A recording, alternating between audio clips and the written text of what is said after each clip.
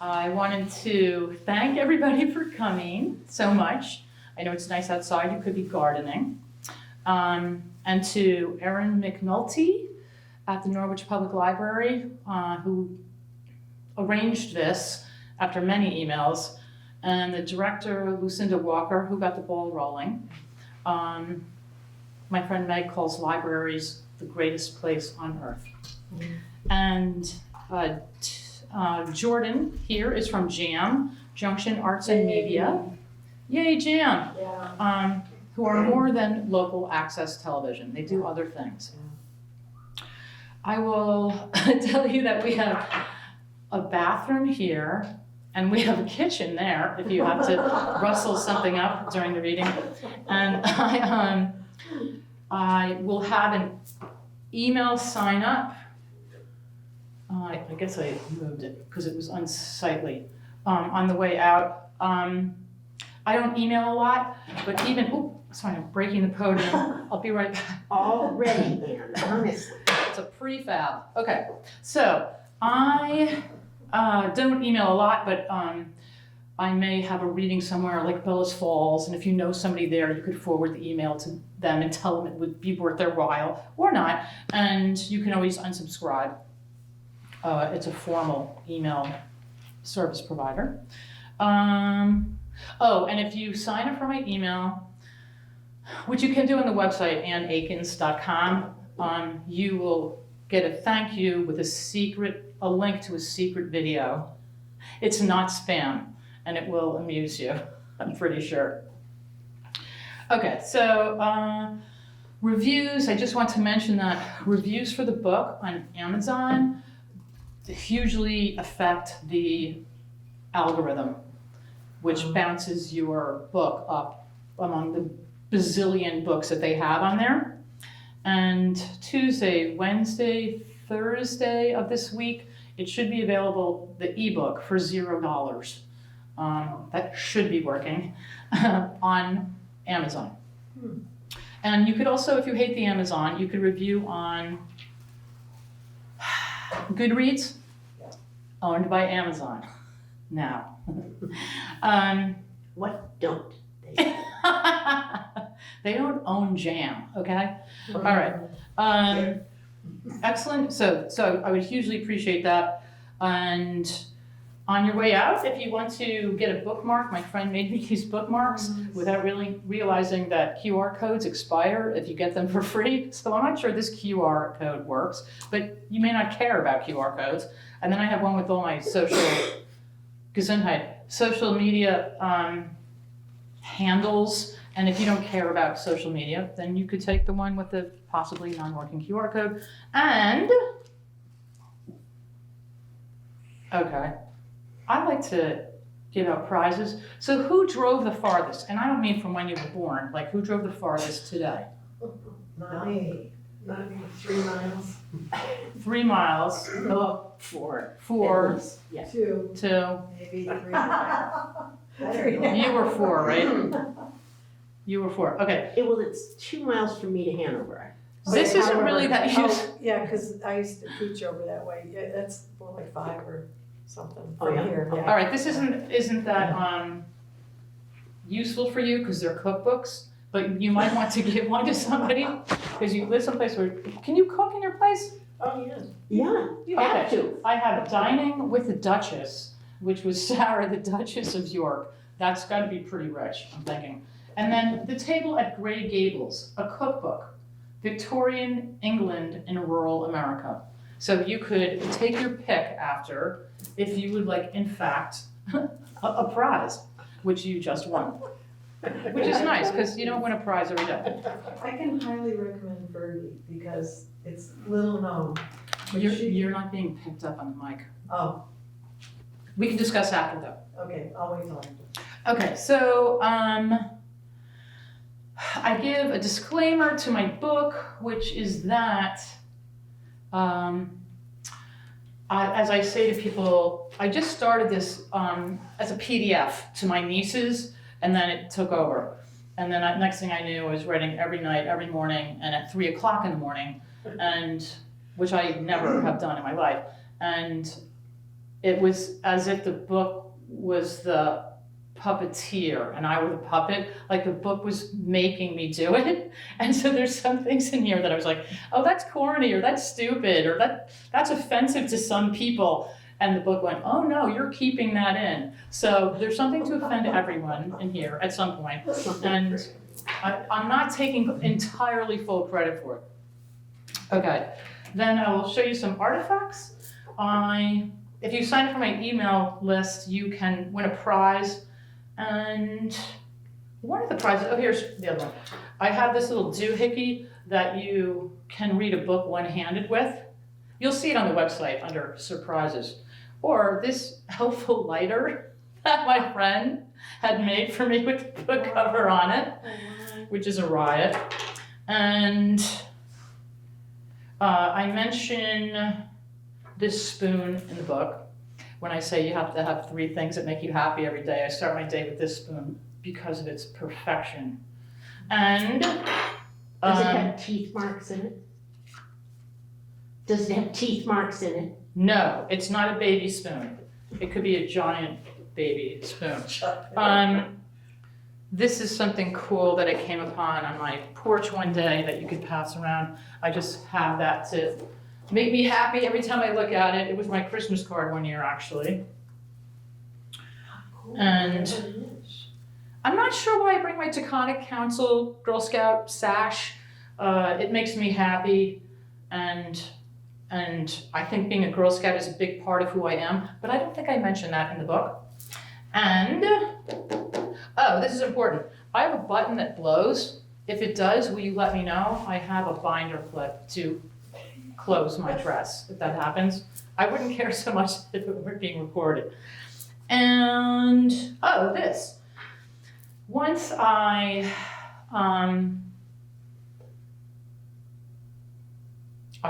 this is in the book. I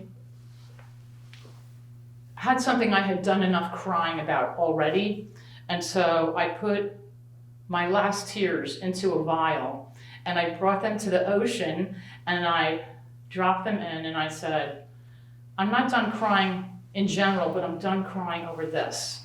And this is actually from a COVID test, so it is not single-use plastic, which also makes me happy that it serves a purpose, and I trot it out at every reading. Okay, so is there anything else in housekeeping? No, let's get on with it. Okay. I start off with some code. Has everyone read the book in the room? Okay, good. I have to keep this clean for the recording purposes, cleaner than the book really is. But some of these things may turn up and you won't know what I'm talking about during the reading. Gender, I use he, she, s/he, or ungrammatically you. One, though conveniently non-gender, is a bit stodgy for one's purposes here. Language. There will be some language. As a writer, I enjoy using many of the words available to me. Some will be encoded so as not to offend, but I can't tell you what they are because we're being recorded. YPs are the young people. Generally, everyone under 30 are YPs, but the YPs seem to get older as I get older. EOBD, you might remember this, end of business day. People don't know what I'm talking about when I text or email that now. I include it because I'm sad that no one uses this in business anymore. It appeared as due by EOBD, typically in a, say, memorandum, all caps, that was faxed or delivered via interoffice mail on paper, which is how people shared documents. It was fun. You could add candy or CDs in interoffice envelopes. Extrapolate to end of business week and end of business year. Can't read that one. The forces, I refer to the forces sometimes. Broad, all-inclusive, non-denominational term for God, the universe, guardian angels, spirits, nature divas, etc. I know rational people who have seen fairies and the like. I have had an angelic visitation. The cat saw it too. married friends of mine saw a glowing blue orb float down the stairs in New York. The dog saw it too. I believe that all of the above are in cahoots to help mankind. Are there evil forces? Maybe, but I don't want to think about that, so I don't. Lerb, L-E-R-B. Love. It's from a Woody Allen movie, Annie Hall. I misspell it. The actual line is, love is too weak a word for what I feel. I love you, with a lot of U's. You know, I loathe you. I love you, 2 F's, yes. And then I ended the foreword with this, because I think it's important to acknowledge.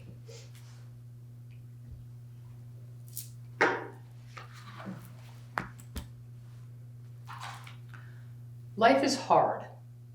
Your caretakers weren't about to tell you this when you were little because they didn't want to make you an anxious mess, and life certainly didn't seem very hard as you soared with Peter Pan at Disney World or splashed around in a puddle. But life can be terribly difficult, even if you're not a refugee sleeping on a stone slab, sweeping it with a piece of cardboard, your entire past washed away in a flood or war. Surely you know that by now.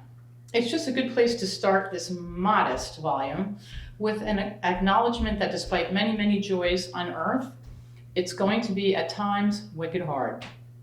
As parents I once read about told their children when whiny, adapt or suffer. Adapt we must. Once we have established this precept, any levity you can afford, daily life, and bad situations is a good idea. And a fellow author tells his kids, which he didn't make it up, but I love this, regarding things that they don't want to do. If you can't get out of it, get into it. And I've used that on myself in recent times. Okay, so I guess I want to leave time if there's anyone has questions at the end or comments or just wants to discuss. So in some places I've left some things up to you. Like the chapter titled Happiness. Oh, is it happiness? Oh, yeah. Well, I might be able to get to both of them. But if I can only get to one, would you prefer I read from things my chiropractor said or our parents were different? What? She voted parents. Parents. I'd go with parents. Okay, you'll get it. I don't think the young people would necessarily have gotten it, but we don't have any young people here today. I won't read every introduction, but the introduction to happiness, this will just give you an example of like the format of the book. Happiness. People study and write about happiness a lot. Happiness is probably an overtly American obsession. I recall a 60-minute segment where in a European country, Denmark, was investigated as the happiest country in the world, or some such. They had socialized medicine and other things that diminish anxiety in a population, and very high taxes, but low poverty and high income equality. One native was asked if his country was indeed happy. He said words akin to, more like content. Whether happiness to you means overt joy or Danish-style contentment, here's my take on it. And then I have little blurbs that pertain to happiness. So you wanted your parents were different. Okay. I love my chiropractor. Okay, our parents were different than yours. They seemed happy enough. They weren't overly introspective. Maybe because their roles were so societally defined, there wasn't much cause for questioning their lives or level of happiness. They didn't cuss much, but used creative name calling, which was far better. They'd call a bad driver a clown or a bozo, the name of a then famous TV clown, which was extra funny when they were really ticked off. That clown, that stooge. The sarcasm was rich. Okay, Einstein, time to turn off your blinker. Press the pedal or pull over, Grampy, for Christ's sakes. All right, Mother Teresa, quit letting everybody in. Hey, Magellan, any idea at all where you're going? As parents, they didn't explain anything, they didn't apologize, and they didn't take a lot of guff. When they were pissed, it was Mr. and Missy. You watch your step, mister. Clean up your language, Missy. Clean it up. I don't like your attitude. Classic stuff. But they worked really hard, greeted new neighbors with a welcome basket, and never took the easy way out. And I think they were very honest and upstanding, and in some ways brave. They weren't as affectionate or supportive as your parents, the YPs, and they definitely hit us more. But I think they didn't overindulge us was a good thing. They are almost entirely now all feeble or gone. We miss most of them terribly. We always will. They also didn't complain much. I had no idea my body would start sliding at 47. Mere hints of what was to come at 57. I didn't know that needing reading glasses is an insufferable nuisance. Because they didn't whine, good for them. We had no idea what was coming, which is perhaps just as well. Okay, then from kindness, which is actually the first chapter in the book. No, that's not true. Social is the first chapter in the book. Kindness. The intro says, whenever I thanked him, an Irish immigrant cutie pie I dated would reply with, it's nice to be nice. He'd had a beloved school teacher in Ireland who'd often said this to his students. It warmed my heart every time the cutie pie quoted his old teacher. It is indeed nice to be nice. Some of the shoes here.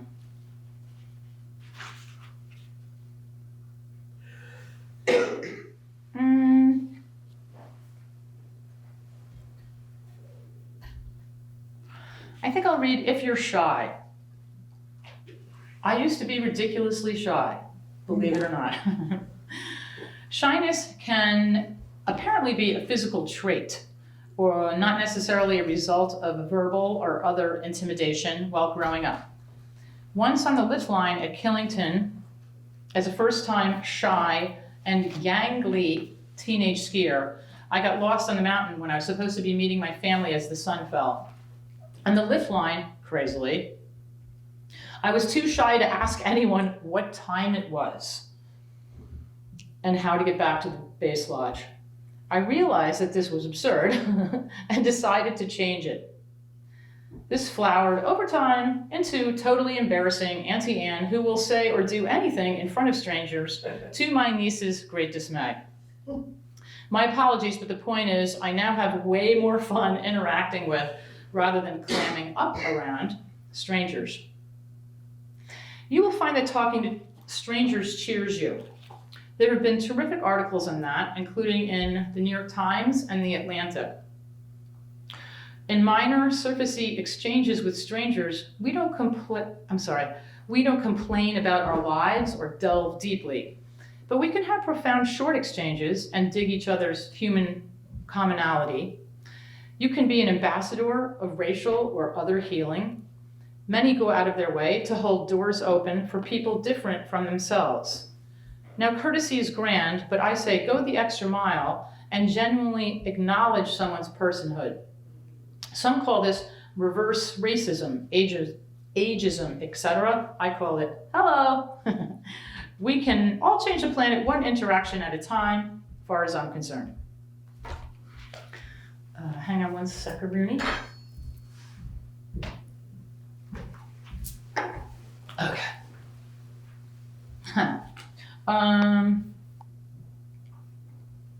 do love that one. Oh, I think you'll like this one. This is also from Kindness. Be kind to your elders. At a certain age, the YPs throughout time have come to think they know more than their elders. Weirdly, because of technology, it is in fact true for the first time in the history of the world that younger people actually do know more than their elders. Because so much tech is taught in school, and the YPs have time to figure out the rest on their own, while their parents work, launder, cook, fix the car, pay bills, volunteer, etc., seemingly in their beds where many YPs live. I lived in my bed myself to write this book when I had no desk and learned the appeal. This is not meant to be snotty. We felt the same about our parents. But the YPs cannot imagine how irksome it is when we ask you how to do something techie and you show us so quickly that we can't possibly follow it, or we have to ask you a second time and you let out a fat sigh of annoyance like, "You dumb old dinosaur." Yes, we're dinosaurs, dinos, soon to be extinct. Be kind. Okay, so, oh, I love that one. Okay, good. Then I will read the intro to this chapter called Accomplishment. Because I sweated over the title a little bit.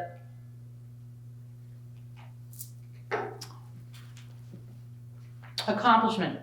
I chose the above for this chapter title instead of career or success because some people are interested in neither of those things or don't attain them, but they accomplish a lot. And some people lead a peripatetic life where they flip from interest to interest and become a jack of all trades, master of none.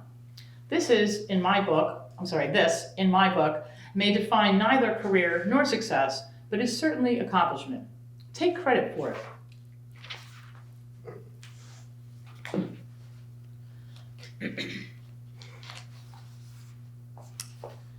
Under this chapter heading is Lottie, the bus driver. As kids in a woodsy suburb of New York City, we were blessed to ride school buses to our elementary school with terrific bus drivers. This fun canceled years later when the town became fancy. Then no one walked or took buses. All were chauffeured to school by adults or siblings who had their own cars in high school. A shame. Lottie was my favorite bus driver. She made us sing songs, which surely some kids hated. Most songs lovely, others asinine, one about eating worms. Lottie put us in a buoyant mood before we even got to school with her cheer and caring. She affected many little children daily, some of whom surely did not have it so great at home. She uplifted us. She was important. We should all be so lucky to lead lives that matter that much.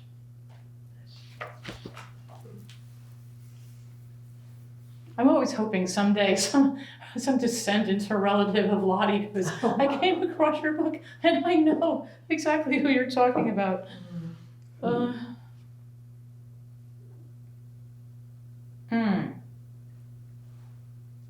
Okay. I brought the props for this one, so I might as well do it. Some stuff I just threw into a catch-all chapter at the end called True Facts. It's mostly really short things. This one isn't that short. It's called Sometimes You Just Have to Try. To save a turtle. Friends Emily and John stopped their car on a dangerously twisty Vermont road, Route 4, with no shoulder in order to move a turtle that was ambling across it at a turtle's pace. Horribly, it was creamed by another car before they could save it, but they had to try. or a skunk? Picture this.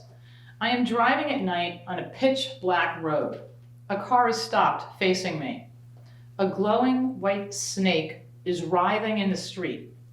A young man frantically following it. Puzzled, I get out of my car. I realize it is a skunk's white stripe, not a snake. The poor critter has a giant plastic to-go cup stuck on her head. Ooh. She's freaking out. I ask the young man, is she still spraying or is she all sprayed out? He says, she can't see. Just put that anywhere. She can't see. My reply, you're brave. It's the kind of lidded cup I hate. The plastic atrocity with a rounded dome on top, the dome with a big hole for a massive straw for gluttonous human guzzling. Iced coffee drinks go inside these criminal monstrosities, as do skunks apparently, who can fit their head into the dome's fat straw portal. Our mission is clear. We cannot let Skunky run into the woods wearing a permanently blinding cup helmet. I rush to the creature and raise the cup shoulder high with her attached. I envision a pull, twist, and release using the animal's weight. You're braver, the young man says. Yes. Expectedly, the skunk comes up into the air, stuck inside the cup.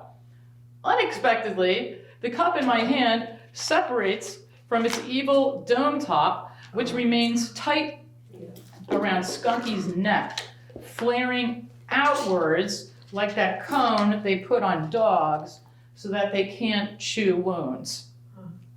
The bedomed skunk falls with a thud. Now able to see, she scampers off. Oh God, I exclaim. She's better off than she was, the young man says, softly, kindly, twice. We get back into our cars. No idea how Skunky can get into her den via its narrow entrance or forage for grubs with that around her neck. Maybe her family could chew it off. But it's what my emergency mind said to do. Young man and I had to try. Or a chicken! A Vermont townswoman has a very special chicken named Speedy Spoo. Speedy escaped from a meat truck on her way to the slaughterhouse and lived in a dump for 2 years, subsisting on cat chow. The townswoman's son brought the chicken home, where she now lives, outside and inside, helpfully hoovering up scraps that fall on the floor during cooking. One night, Speedy's agitated squawking awoke the townswoman, who ran outside to spot a raccoon taking off with Speedy in its jaws. She followed the sound in the dark to where the raccoon had scaled a tree. Raccoons can be ferocious. Insanely, the townswoman reached up and yanked hard on the raccoon's tail. It wouldn't budge, but it did drop the fully alive chicken, probably to cry in pain. She had to try. So, and I had my launch party at a place which has had many different names in Randolph over the years. It's now called The Forge. And Speedy Spoo made a guest appearance, like a cameo. Whoa. I was going to have her do a drive-by. I was originally scheduled at a different venue with windows, and I was going to have her drive by like Speedy in the window, but instead she brought the chicken in, which is a serious health code violation. But this chicken is special and didn't mind it at all, and was the star of the party. So I think since it is only 6:07, I think I'm going to read about my chiropractor. Could you stand one more? Oh, yeah, sure. Okay, Yes, please. That's why we're here. I've already read to you about 25% of the book. It's really not that thick. I'm exaggerating. or over-exaggerating, as people say, which is incorrect. Okay, so let's go to, oh yeah, okay. I think you'll like this one.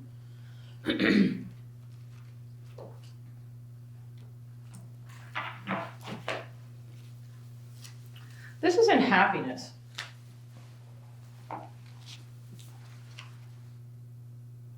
Enjoy seemingly peripheral people who pass through your life. I blew out my knee playing tennis one winter, and rather than going the surgery route, I spent months going to a physical therapist. The expense was killing me, but he was animated and energizing, and we were politically aligned. As he tortured me physically, we'd rag on various clowns holding office worldwide. In between our political rantings, he'd tell me little stories, including tidbits of wisdom he dropped on his small kids and patients. For example, I tell my kids if they don't like someone, too bad. There's plenty of room in the playground for everyone. You don't like a kid over here? Go over there and play with a bunch of rocks. Plenty of room in the playground. Some of these guys come in here, hedge fund guys, and they're so tightly wound. Their bodies are in absolute knots. I just tell them, go home and relax. You need to relax. What good is all the money in the world if you're miserable? I would write these down when I got back to the car, so they're all verbatim. I don't cuss. I don't see any need for it. My wife does. She can be the one to do that. I don't need to. That's great.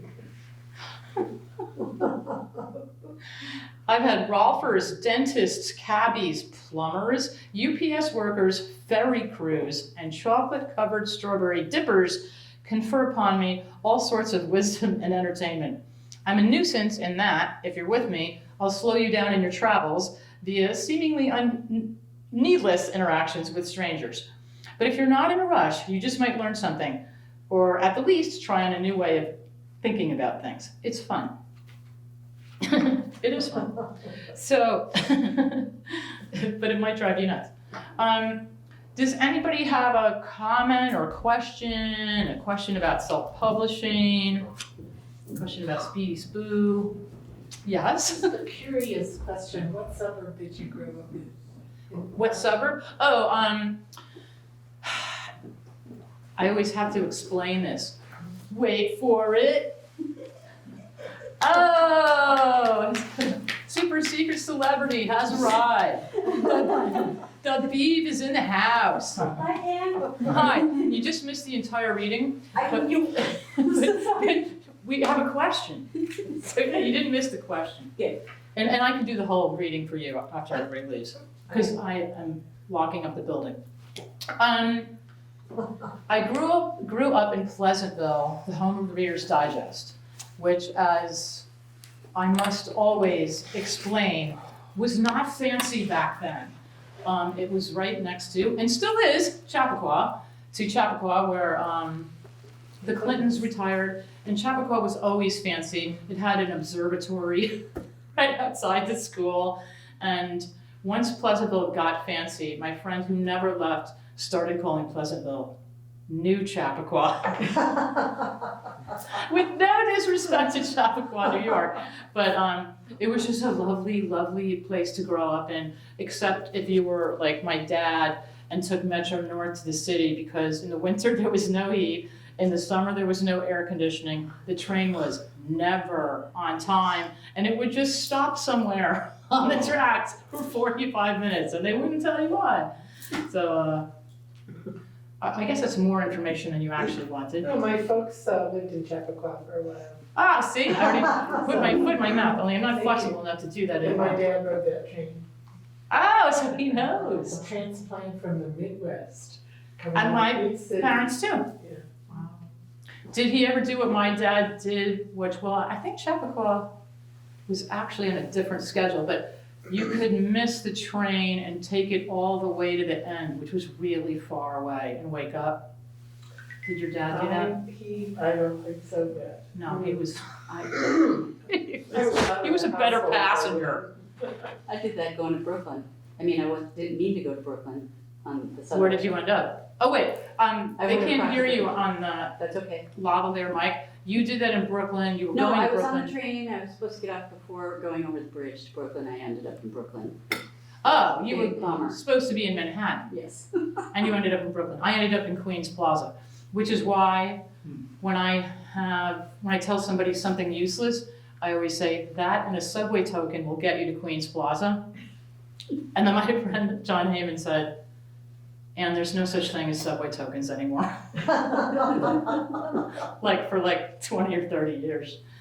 Yeah, you just jump the style, right? That's what people do. That's what you see. I wouldn't people say do. that I'm above jumping the turnstile. I just think I was incapable of it. Should Most the of occasion us are. arise that I needed to. Yeah, I would have. Oh, wait, You would've another if question I from the could've. audience. The microphone can't pick up people, so I have to, I have to, in fact, I didn't say. Your question had been, what suburb did I grow up in? And you talked at the beginning about when you were starting to write this book, it was in pieces, communications with your nieces, Yes, right? yes. What was their response? How were? You know what, thank you for bringing that up, because I did not want to, I didn't want to go over here, because I really am closing the place.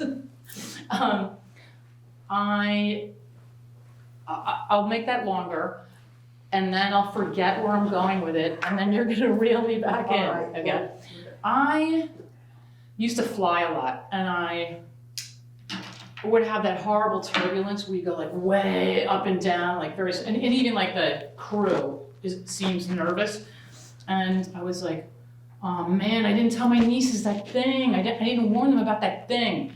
And so I started making a list because they were too young for some of the things.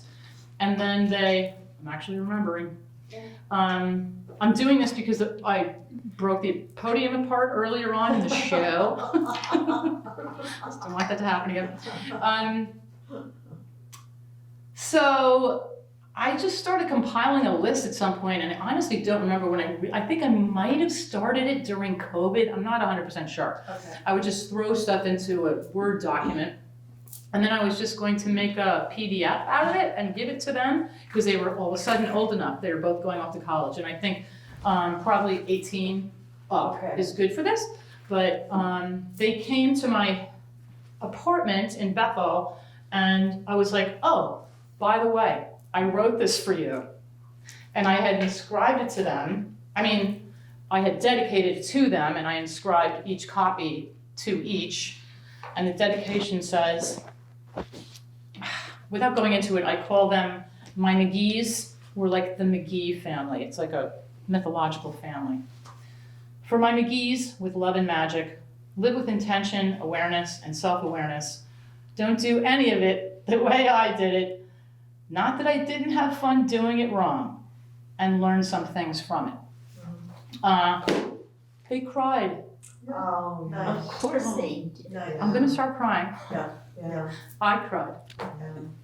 I was like, okay, you know, my mother, at least that generation, always used to say, if I'm hit by a bus, here's the key to whatever. You know? I was like, if I'm hit by a bus, I did this, I got that done. Nice. And so they were about 18 or so when you. Yes, one was going off to college, and one was a sophomore in college. Nice. Lovely. It's a nice story. And like when I've been down in recent months for one very good reason or another, I'll have one friend or another go, "You wrote a book." Like, cheer up! You wrote a book. You're not unaccomplished or whatever is bothering me that day. Does anyone have questions about self-publishing? Sure. You want to talk a bit about it? No, it's tedious. I don't want to talk about it if you don't want to know about it. I know it, and it's tedious. It's brutal. It's pretty a labor of brutal. love. Like if I knew that, up front, that would be a PDF right now. Like, no way would I have gone through all that. Also, you're starting a business. You're literally starting a business when you write a book. And I wouldn't say that record keeping is my strong point. So is it better to self-publish or is it easier to be published? The question is it easier to self-publish or get a publisher? I started this venture when I went to a Writer's Digest conference in New York, which had existed at the Javits Center when I lived in New York for 13 years, and I never went. My mother gave me a subscription to Writer's Digest, and I always wanted to go to that thing, but I didn't have the $250 or whatever it was. Sorry. I'm sorry, people are playing guitar? Yeah, we're playing music for you. It's a party. Sorry. Sorry about that. No problem. I barely Nobody heard I barely remember to turn mine off. She gave us instructions ahead of time about turning everything off. it. No, I didn't. No, you didn't. No, I didn't, and I also, yeah, you Is missed that it. in the book? Yeah, you missed it. No, Fasten our actually, seatbelts? I did say once in a reading, I don't care if you leave your phones on. It's that kind of event. So I went to this conference in New York, and because I was thinking about making it more than a PDF, right? And I brought a friend who wanted to write a children's book, and we divided it up because there were so many sessions that we didn't know what to pick. And I go, you take the publishing ones and I'll take the self-publishing ones, and then we'll confer, right? And she went to the major, what do they call it? The keynote was something like, I don't even know, I should know, the big 5 or the big 4 in New York publishers. And I don't even know how many there are. Maybe there used to be 5 and now there's 4, I don't know. And they all sort of gobbled each other up, so I don't know who's at the top now. But she said everyone, and I saw them, everyone left the keynote speech as if they were walking out of a funeral. They were so bummed out. Like, the odds of getting published are so small. And then also, typically it takes like 2 years from the time you submit it, because they've got, John Clancy or Robert Patterson or whoever, like all celebrities are all ahead of you, and you just keep getting bumped down. But I think if you go someplace like Inner Traditions in Rochester, Vermont, there are little publishers around that if you're one of the genres that they handle, they might take you up on it. And I know a writer in Bethel who went, I think, with them, and he said it was just so great getting that advance. I can't imagine that. This cost me a mint, I'll tell you that. So why didn't you do that? Because I wasn't, I know. There's a thing called Pitch Slam at the Writer's Digest conference, which is like speed dating, big conference room, agents and publishers, and you go and pitch your 3-minute book idea, and they give you 3 minutes of feedback, and every single person said to me, I'm concerned about your platform. And I said, that's because I have no platform. I don't like social media. I don't have 1 million followers, etc.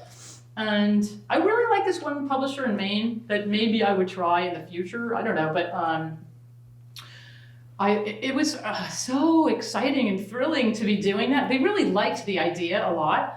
And but now they wanted you to give them a business plan, a marketing plan.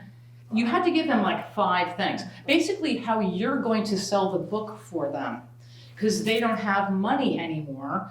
And I think one person told me it costs them $30,000 to produce a book with the first printing. So they have to be guaranteed their return. They don't care about, nurturing young artists or anything. They're just trying to stay afloat, I guess. So it's kind of a long-winded answer, but clear?